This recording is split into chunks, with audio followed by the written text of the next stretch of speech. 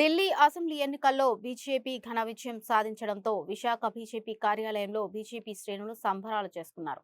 27 ఏళ్ల తర్వాత ఢిల్లీ కోటపై కాషాయం జెండా ఎగరవేయనున్న నేపథ్యంలో పార్టీ శ్రేణుల ఆనందానికి అవధులు లేకుండా పోతున్నాయి. సంక్షేమం, అభివృద్ధి ధ్యేయంగా దేశంలో బీజేపీ ప్రభుత్వ పాలన అందిస్తోందని నగర అధ్యక్షులు పరశురాం రాజు సంతోషం వ్యక్తం చేశారు.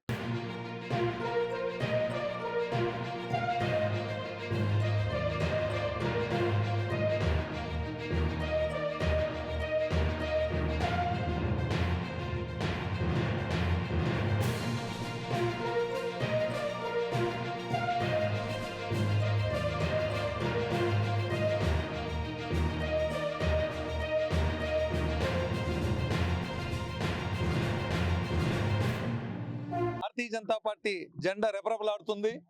నరేంద్ర మోడీ గారి నాయకత్వంలో సబ్కా సాత్ సబ్కా వికాస్ అనే నినాదంతో వికసిత భారతే లక్ష్యంగా పనిచేస్తున్న భారతీయ జనతా పార్టీ కేంద్ర ప్రభుత్వంలో పనిచేస్తుంది. ఈ రకంగా ఇచ్చిన పథకాల్లో కానీ అలాగే సంక్షేమం, అభివృద్ధి రెండు పథకాలు సమాంతరంగా నడిపిస్తూ భారతదేశం ప్రపంచంలోనే మొట్టమొదటి దేశంగా తీసుకెళ్లే దిశగా భారతీయ జనతా పార్టీ నరేంద్ర మోడీ గారి నాయకత్వంలో నడుస్తుంది. ఈ రకంగా బీజేపీ ఢిల్లీలో జెండా వేయడం జరిగింది. అదేవిధంగా దేశం మొత్తం కాషాయమయం చేస్తామని దానికి మేమందరం కూడా అదే తరహాలో పనిచేస్తున్నాం అని చెప్పి తెలియజేయడం జరుగుతుంది.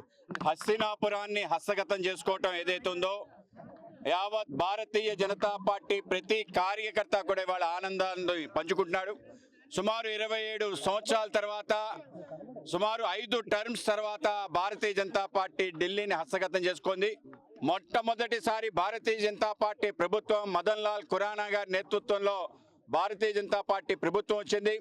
చివరిగా సుష్మా స్వరాజ్ గారు ముఖ్యమంత్రిగా ఉన్న సమయంలో ఆ రోజు కాంగ్రెస్ హస్తగతమైంది. సుమారు 15 సంవత్సరాల కాంగ్రెస్, 10 సంవత్సరాల ఆ పరిపాలన తరువాత ఇవాళ భారతీయ జనతా పార్టీ గెలుపు ఏదైతుందో మా అందరికీ కూడా ఒక తీయని కబురు. ముఖ్యంగా నరేంద్ర మోడీ గారు 2014 తర్వాత మొత్తం ప్రపంచం అంతా చాటి చెప్పే విధంగా ముందు రోజులు రాబోతున్నాయి. అలాగే ఆర్థిక వ్యవస్థ 5వ స్థాయిలో ఉన్న మనం రాబోయే రోజుల్లో 3వ స్థానానికి వెళ్ళడమే, మరికొన్ని సంవత్సరాలనే మొదటి స్థానానికి చేరుకోవడానికి ఇది నాందిగా మనం తీసుకోవచ్చు. అవినీతిని మేము పూర్తిగా తుడిచేస్తామనే చీపురు కట్ట గుర్తుతో వచ్చి పూర్తిగా అవినీతిమయమై మారిపోయింది ఆ పార్టీ. అదంతా ప్రజలు తీవ్రంగా వ్యతిరేకించడం మనందరికీ కళ్ళ ముందు కనిపిస్తుంది. ఎవరైతే అవినీతికి వ్యతిరేకంగా పోరాటం చేస్తూ ముఖ్యమంత్రిగా స్థానం పొందాడో కేజ్రీవాల్, ఆయన కూడా చిత్తుగా ఓడిపోయిన సందర్భం. మద్యం కుంభకోణం అయితే అనేక కుంభకోణాలకి నిలయమైన ఆ పార్టీ పూర్తిగా పోవడంతో అక్కడ మళ్ళీ ఢిల్లీలో మంచి రోజులు అక్కడ ప్రజలకు రావడం జరుగుతుంది. ఈ సందర్భంగా మొత్తం విశాఖ భారతీయ జనతా పార్టీ కార్యకర్తలు అందరూ పార్టీ కార్యాలయం రావడం జరిగింది. ఇక్కడ అందరూ సంబరాల్లో మునిగిపోయాము. మాతో పాటు